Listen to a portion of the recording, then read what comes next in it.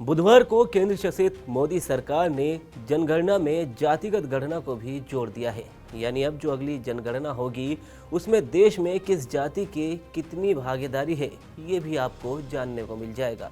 अब पक्ष और विपक्ष दोनों ही जातिगत जनगणना के फैसले को अपना मास्टर स्ट्रोक बताने में लगे हैं, लेकिन ये तो वक्त ही बताएगा कि जातिगत जनगणना किस दल के लिए कितनी फायदेमंद रहने वाली है। लेकिन ये जातिगत जनगणना राजस्थान की सियासत में क्या असर डालेगी और इससे राजस्थान में क्या कोई परिवर्तन देखने को मिलेगा, ये जानना बेहद ज़रूरी है।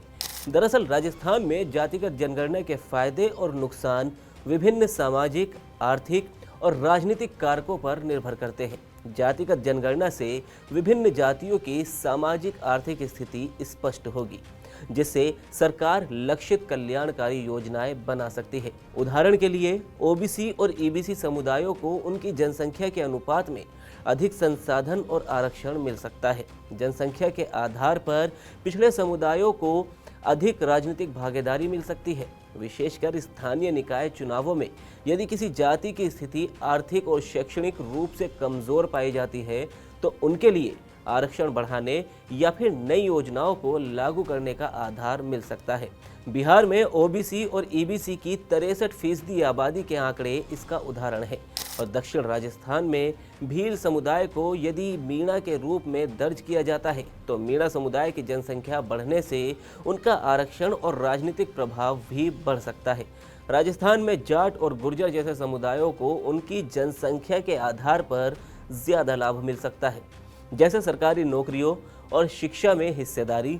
जातिगत जनगणना से सामाजिक असमानताएं उजागर होंगी, जिससे हाशिए पर पड़े समुदायों के उत्थान के लिए नीतियां बनाई जा सकती है या उनमें बड़ी मदद मिल सकती है। यदि ओबीसी, एससी, एसटी का आरक्षण बढ़ता है तो जनरल कैटेगरी के लिए अवसर कम हो सकते हैं। सुप्रीम कोर्ट ने 50% आरक्षण की सीमा तय की हुई है, जिससे अगड़ी जातियों को सरकारी नौकरियों और शिक्षा में प्रतिस्पर्धा बढ़ सकती है। जातिगत आंकड़े सार्वजनिक होने पर राजनीतिक दल विशिष्ट जातियों को लक्षित कर वोट बैंक की राजनीति कर सकते हैं। इससे समावेशी विकास को नुकसान पहुंच सकता है। कुछ विश्लेषकों का तो मानना यह भी है कि जातिगत जनगणना हिंदू वोटों को विभाजित कर सकती है, जिससे बीजेपी जैसे दलों को नुकसान हो सकता है। वहीं कांग्रेस और ओबीसी केंद्रित पार्टियां लाभ उठा सकती है। राजस्थान में जाट समुदाय को जनगणना से फायदा हो सकता है, क्योंकि उनकी बड़ी जनसंख्या के आधार पर अधिक आरक्षण और राजनीतिक प्रभाव उन्हें मिल सकता है। मीणा समुदाय, जो राजस्थान में एसटी आरक्षण का एक बड़ा हिस्सा है, उसे जनसंख्या बढ़ने पर और मजबूत किया जा सकता है। हालांकि कुछ दावों के अनुसार उन्हें नुकसान भी हो सकता है, क्योंकि यदि उनकी जनसंख्या अपेक्षा में कम पाई गई तो गुर्जर, माली और अन्य ओबीसी समुदायों को उनकी जनसंख्या के आधार पर लाभ मिल सकता है, लेकिन अंतर जातिगत प्रतिस्पर्धा को बढ़ा सकता है। राजस्थान में कांग्रेस और अन्य ओबीसी केंद्रित दल जैसे कि आरएलपी जातिगत जनगणना को सामाजिक न्याय के मुद्दे के रूप में भुना सकते हैं, जिससे ओबीसी और दलित वोटरों का समर्थन भी उन्हें मिल सकता है।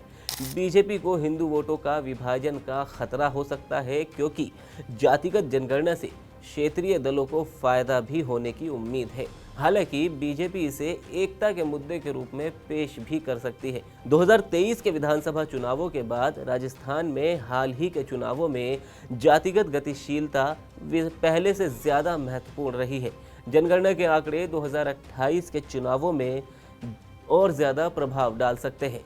जातिगत जनगणना पर आपकी क्या राय है? आप भी अपनी राय बताएं। आपको क्या लगता है कि राजस्थान में क्या जातिगत जनगणना का असर देखने को मिलेगा? आप अपनी राय में कमेंट बॉक्स में ज़रूर बताएं। वीडियो को लाइक करें, शेयर करें और राजस्थान से जुड़ी तमाम खबरों के लिए TV9 राजस्थान को सब्सक्राइब करें।